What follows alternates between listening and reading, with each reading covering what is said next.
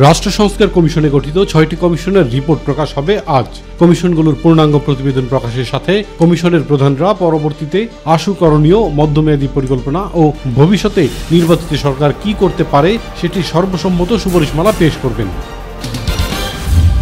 গাজীপুরে সাবেক মুক্তিযোদ্ধা বিষয়ক মন্ত্রী আ.ক.ম মোজাম্মেল হকের বাড়ি ভাঙচুর ও অগ্নিসংযোগকালে এলাকাবাসীর প্রতিরোধ ও হামলায় অন্তত ২৫ জন আহত হয়েছেন।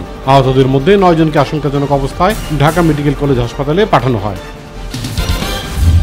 সিরাজগঞ্জের বেলকুচি থানার শেরনগর গ্রামের পুকুর থেকে আয়নাল হোসেন নামের এক যুবকের মরদেহ উদ্ধার করেছে বেলকুচি থানা পুলিশ। শুক্রবার পুকুর থেকে এই মরদেহ উদ্ধার করা হয়। আয়নাল হোসেন কামারপাড়া গ্রামের মৃত আবেদ আলীর ছেলে। তিনি ১০ দিন ধরে নিখোঁজ ছিলেন।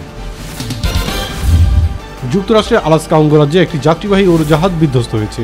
এতে উড়োজাহাজটির চালক ও সেখানে থাকা ৯ যাত্রী সবাই নিহত হয়েছেন। আলাস্কার পুলিশ জানিয়েছে ৬ ফেব্রুয়ারি বৃহস্পতিবার স্থানীয় সময় দুপুর ২টা ৩৭ মিনিটে আলাস্কার পশ্চিমাঞ্চলে উনালাকলির থেকে নর্টন সাউন্ড এলাকার উদ্দেশ্যে রওনা হয়েছিল উড়োজাহাজটি।